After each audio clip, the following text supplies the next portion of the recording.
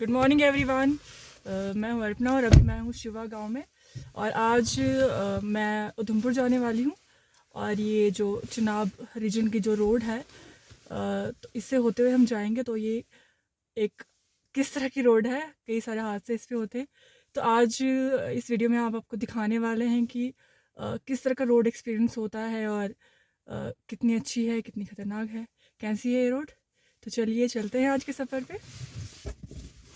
अभी हम शिवा गांव से निकल चुके हैं और गांव से निकलते ही सामने आप देख सकते हैं कि पहला ही ब्लाइंड कर्व हमें मिल गया है। आगे से पता नहीं चलता, मतलब आप यहाँ देख सकते हैं सामने राइट साइड पे खाई है और लेफ़्ट साइड पे गाड़ियाँ आ रही होती नहीं आ रही थी, जगह भी ज़्यादा नहीं है और हॉर्न देके यहाँ से निकलना पड़ता है। और अक्सर होता है कई बार यहाँ से सामने से गाड़ियाँ हमें मिल ही जाती हैं। तो देखिए ये रोड की कंडीशन देखिए, खड्डे खड्डे कीचड़। तो गाड़ी बेचारी बड़ी मुश्किल हालात से होते हुए इन सड़कों से गुजरती है। आगे देख सकते हैं आप, बहुत खूबसूरत नज़ारा है। और सड़क पे हम नज़ारे नहीं देख सकते क्योंकि सड़क भी रिस्की है और हमें सावधानी से चलना पड़ेगा यहाँ पे।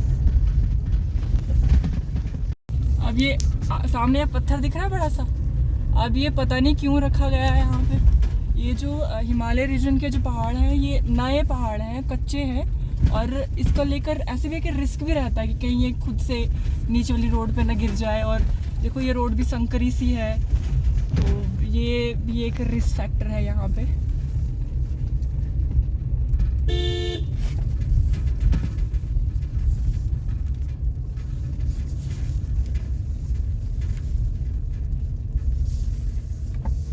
बिल्कुल वन वे है, टिपिकल पहाड़ी रोड। और पस्सी देखिए ऊपर से लैंडस्लाइड यहाँ पे होता रहता है अक्सर। जब भी बारिश पड़ती है या कुछ भी थोड़ा सा ही मौसम ख़राब हो गया, बर्फ़बारी हो गई, तो ये रोड का ये हाल ऐसा होता है। ये आप कंडीशन इसकी देख सकते हैं, ये 12 महीने ये ऐसी रहती है। और अब पहाड़ पे क्योंकि अब ड्राइवर होते हैं तो आराम से चलाना पड़ता है, आराम से इसको चलाते हैं। बट ये है कि बाहर से अगर कोई आए तो उसको डेफिनेटली यहाँ पे बहुत ज़्यादा रिस्क हो सकता है और उनके लिए गाड़ी चलाना बहुत मुश्किल हो सकता है। और लेफ़्ट साइड पे देख सकते हैं आप कि बिल्कुल खाई है, तो यहाँ पे ड्राइवर के लिए एक भी चांस नहीं है कि अगर आप एक भी गलती नहीं कर सकते। यहाँ पे गलती करने का कोई स्कोप ही नहीं है कि क्या गलती कर गए तो आपको दूसरा मौका मिलेगा, वो पॉसिबल नहीं है। इसलिए ऐसी रोडों पे लोग सावधानी से ही चलाते हैं।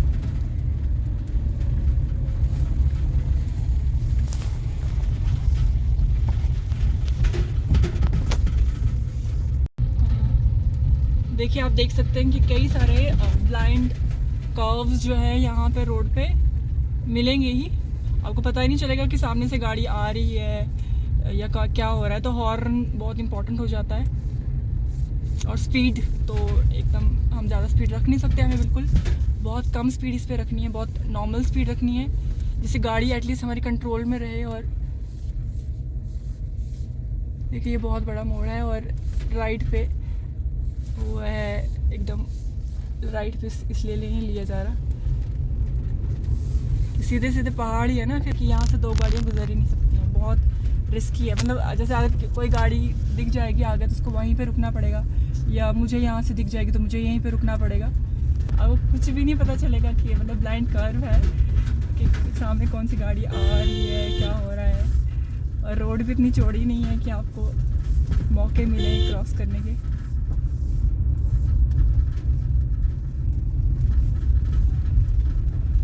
ये आगे एक और लैंडस्लाइड वाला पॉइंट आ जाता है क्योंकि डिफॉरेस्टेशन हो गई है, कई सारी चीज़ें हो गई हैं और पहाड़ कटे हैं, तो लैंडस्लाइड एक कॉमन चीज़ हो गई है। और देखिए यहाँ पे ये रोड, इसकी हालत देखिए। ऐसा है भी नहीं कि रोड ख़राब हो जाएगा और आपको इमीडिएट कोई हेल्प यहाँ मिल जाए, वो भी पॉसिबल नहीं है।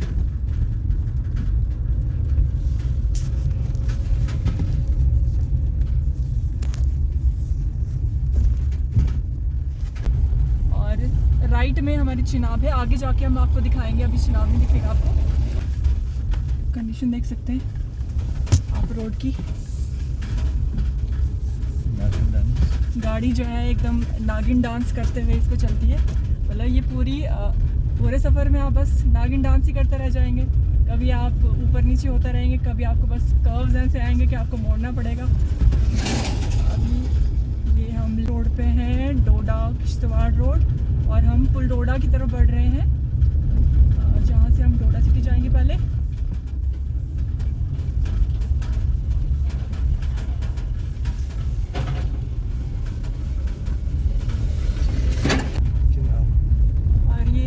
राइट साइड पे जहाँ पे ये देखो पाइनस के ट्रीज आपको दिख रहे हैं, इधर ही चिनाब है। और ये देखो ये ब्रॉडनिंग हो रही है रोड की, ये कंस्ट्रक्शन वर्क चला हुआ है यहाँ पे। होपफुली जब रोड इसको ब्रॉड किया जाएगा तो बेहतर कंडीशन में होगी।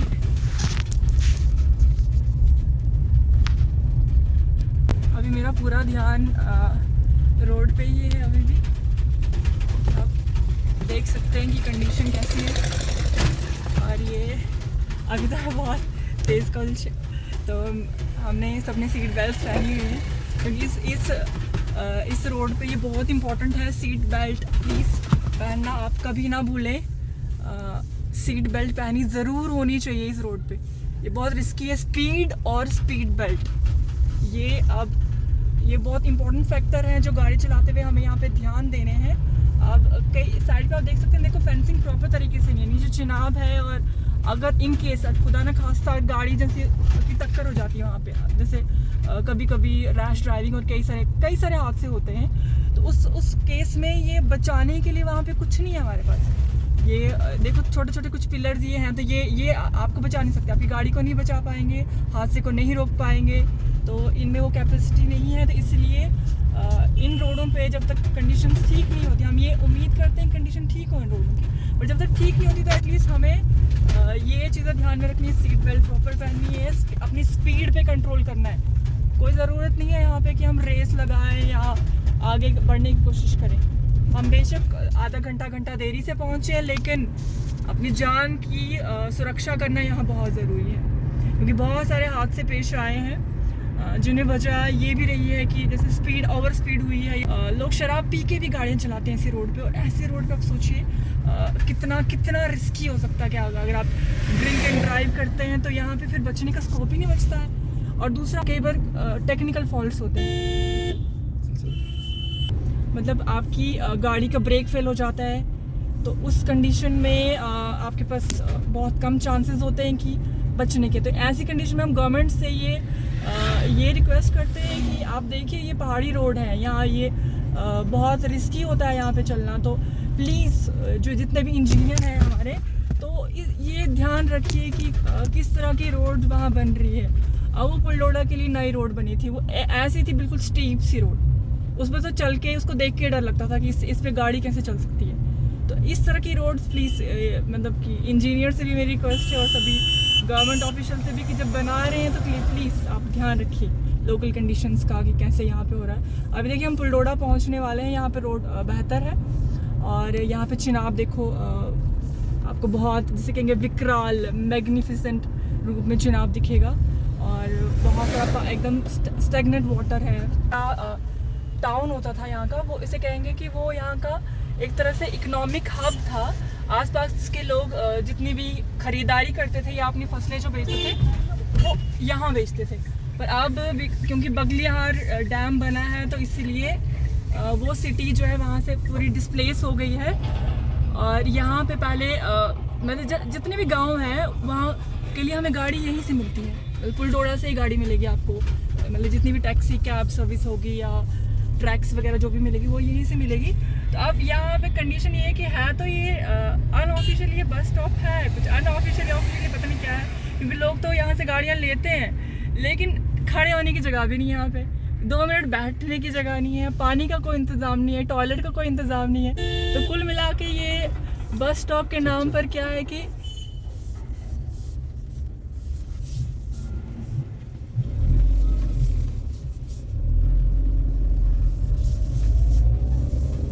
लोगों को यहाँ परेशानी झेलनी पड़ती है। एक तो ये होता है कि जैसे पॉपुलेशन कम है तो जब तक गाड़ी नहीं मिलती पूरी भरती, टैक्सी जब तक भरेगी नहीं तो तब तक गाड़ी चलेगी नहीं। तो लोग 3-3 4-4 घंटे, आप यकीन मानेंगे इस टाइम में लोग 3-3 4-4 घंटे सिर्फ गाड़ी में बैठे हैं या गाड़ी के बाहर खड़े खड़े वेट कर रहे हैं कि उनको अपने गांव तक जाना है। गांव तक गाड़ी मतलब कि सड़कें पहुंच गई हैं, अच्छी ख़राब जैसी भी हैं, पर बहुत सारे गाँव तक सड़कें हैं यहाँ पे और वहाँ तक गाड़ियाँ भी जाती हैं। लेकिन 3-3 4-4 घंटे वेट करना, ठंड में, धूप में, हवा में, ना बैठने के लिए कोई इंतज़ाम, ना पानी पीने का कुछ है साधन, और ना ही जो है कोई टॉयलेट के लिए कोई फैसिलिटी। और जो एक मतलब हमने हमारे बचपन में हमने खुद देखा था डोडा सिटी जो टाउन था, तो एक मतलब भरा पूरा टाउन, और देखो वहाँ से अब क्या है, हमारे सामने कुछ भी नहीं बचा है यहाँ पे। तो अब हम लोगों की कोई सुनता नहीं ना, अदरवाइज जैसे बड़े बड़े शहरों में शायद ये चीज़ें होती तो लोग कंसिडर करते हैं कि भाई ये हो क्या रहा है, क्योंकि एक बड़ी पॉपुलेशन को इफेक्ट कर रहा है, बड़े एरिया को इफेक्ट कर रहा है ये। बेशक हम मतलब कम पॉपुलेशन में हैं तो इसका मतलब ये नहीं कि हमारी आवाज़ नहीं सुनी जानी चाहिए या हमारे मुद्दे कुछ इंपॉर्टेंस नहीं रखते हैं। हमारे मुद्दे भी इक्वली इम्पोर्टेंट हैं और उनको भी कंसिडर किया जाना चाहिए। तो ये जो भी अगर कोई सुन रहा हो तो उससे मेरी रिक्वेस्ट है कि प्लीज़ पुल डोडा का कुछ तो करिए। वहाँ पे ना गाड़ी भी वहीं से चलेगी, छोटी सी रोड से, लोग वहीं पे वेट करेंगे, वो भी वही बस स्टॉप है, तो क्या है ये। हम डोडा सिटी में एंटर हो रहे हैं और यहाँ पे भी बहुत सारे मोड़ हैं। जैसे पहाड़ है तो पहाड़ पे मोड़ तो आप ऑब्वियसली मानिए। अभी हम डोडा सिटी से निकल चुके हैं और सिटी जो है यहाँ पे जो पार्किंग सिस्टम है और जो रोड्स हैं वो पुराने टाइम के हिसाब से बनी है और आने वाले वक्त के हिसाब से जो नीड्स हैं तो काफ़ी लैकिंग यहाँ हो जाता है कि गाड़ियों का पार्किंग, फिर उनका निकलना। और अभी जो हम मतलब नीचे की तरफ जा रहे हैं, स्लोप है, जब हम ऊपर की तरफ आ रहे थे तो एकदम पूरी खड़ी चढ़ाई चढ़नी थी, तो तभी कुल मिला के रोड ऐसी हैं कि मतलब डिफरेंट नहीं, प्लेन्स की तरह रोड नहीं होती, यहाँ पे अलग हैं और काफ़ी संभल के चलना पड़ता है।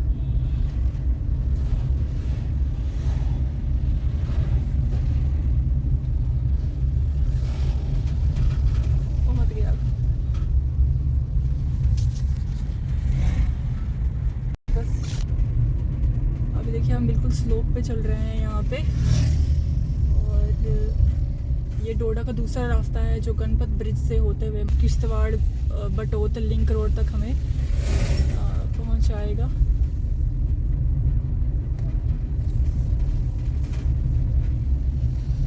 अगेन आप देख सकते हैं कितने सारे मोड़ हैं, आपको अपने स्टीयरिंग पे बहुत ज़्यादा ध्यान रखना पड़ेगा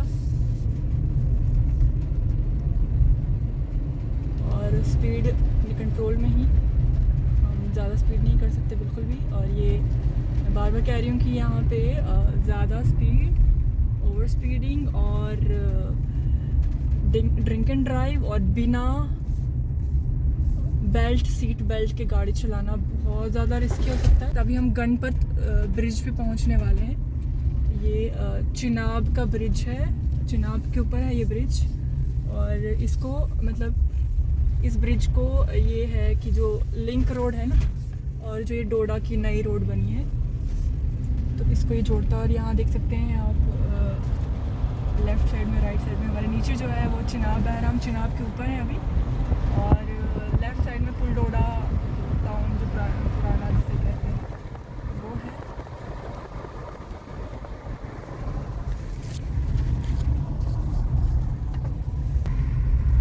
और अभी हम एंटर हो चुके हैं जो किश्तवाड़ और बटोट लिंक रोड जो है, हाईवे की लिंक है, ये लिंक रोड है। हाईवे तो वहाँ से नेशनल हाईवे तो वहाँ है ना, ये हाईवे है यार, ये हाईवे हो चुकी है। अच्छा, अगर ये हाईवे है तो इसका स्टेटस भी हाईवे जैसा होना चाहिए।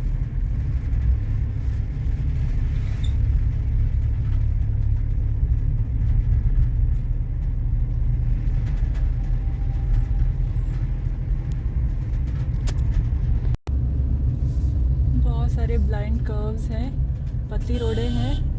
तो सामने देख रहे हैं आपको वो डोडा सिटी है।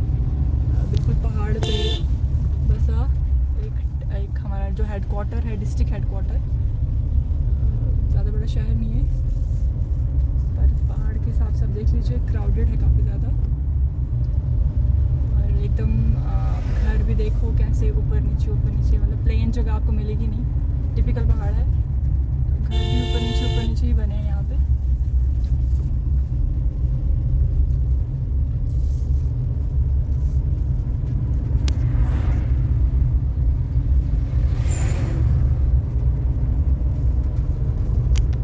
तो ये हम अभी एंटर हो रहे हैं खलानी टाउन में।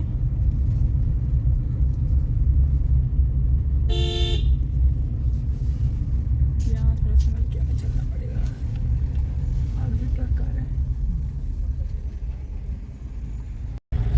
ये खलानी टाउन है और मतलब बस स्टॉप भी यहीं पे है और रोड पे यहीं से गाड़ियाँ भी चल भी रही हैं और रुक भी रही हैं यहाँ पे। अब देखिए आगे देख सकते हैं आप, बस जो है वो रुकी हुई है सवारियाँ ले जाने उठाने के लिए। और यहाँ पे एक ये ट्रॉली एजेंसी रुकी हुई है, ले जाए क्या करूँ।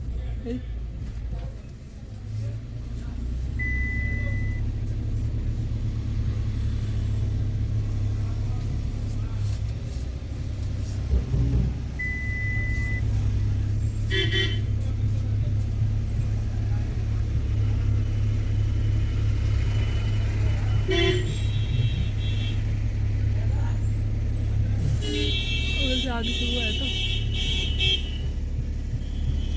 आगे से गाड़ी आ रही। ले जाऊँ काटूँ? हाँ काट ले पूरी काट चलो सीधी।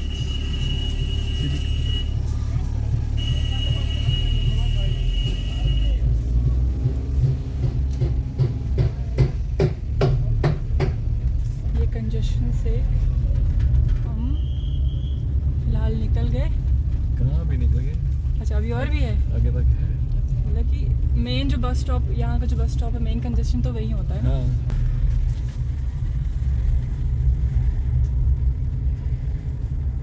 हाँ चीज़ में बताना पहले भूल गई थी, जो कि सब जगह होता है। और यहाँ भी ऑब्वियसली वो है, जैसे अपनी लाइन पे चलना बहुत ज़रूरी है, अपनी लाइन पकड़ के।